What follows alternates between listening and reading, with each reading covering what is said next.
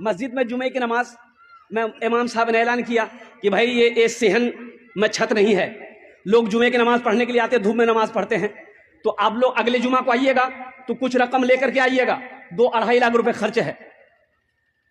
جمعے کی نماز ہو گئی، دعا ہو گئی، لوگ چلے گئے۔ عصر کے وقت دیکھتے ہیں ایک آدمی میلا کوشیلا کپڑا پہنا ہوا، پیر میں چپل نہیں ہے، اپنی بیوی کے ساتھ میں ایک تھیلا لے کر مسجد کے اندر میں داخل ہوا۔ مؤذن صاحب سے سلام دو، مؤذن صاحب کو بولا، اے مؤذن صاحب، امام صاحب کہاں جے ہو؟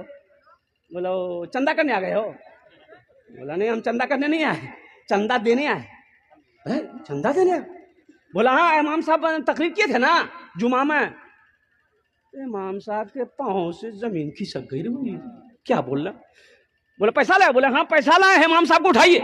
جلدی کنڈی کھٹکھٹائے، امام صاحب بھی کھولے، آئے دیکھے شکل صورت، امام صاحب چوک گئے۔ بھائی کیا بات ہے؟ بولا حضرت ہر جمعے کی نماز آپ کے پیچھے ہم پڑھتے ہیں، آپ نے اعلان کیا تھا یہ چھت ڈھلائی کرنی ہے، 2.5 لاکھ روپیہ لائے۔ امام صاحب نے کہا کہ ہم تمہارا پیسہ نہیں لیں گے، بیٹھو بیٹھو، پانی پلایا چاہیے۔ یہ تمہارے ساتھ میں کون ہے؟ میری بیوی ہے۔ اچھا ٹھیک ہے۔ سیکرٹری کو فون کیا، صدر کو فون کیا، خزانچی کو فون کیا، سارے محلے والے جمع ہو گئے۔ کیا بھائی؟ بولا دیکھیے حضرت یہ کیا یہ بول رہا ہے، کہاں سے پیسہ لایا، کون ہے کیا نہیں؟ نام پوچھا، بولا کہ نام میرا عبداللہ حضرت۔ بولے تم کام کیا کرتے ہو؟ بولا کہ حضرت کام ہم کچڑا چنتے ہیں۔ حضرت ہم کچڑا چنتے ہیں، کوئی فیکٹری نہیں ہے۔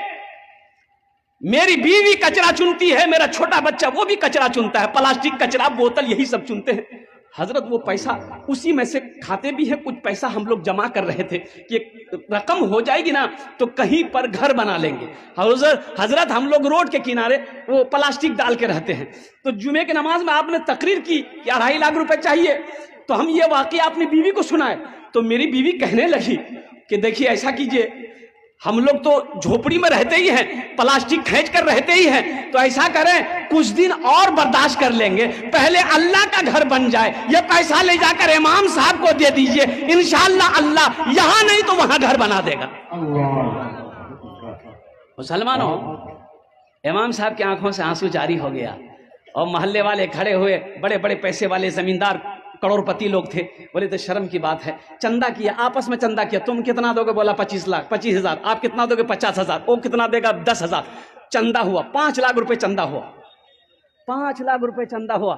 چندہ کو امام صاحب نے اپنے پاس رکھا، ان سے پوچھا کہ بھائی ایسا کرو تمہارے پاس کتنا؟ بولا حضرت 2.5 لاکھ۔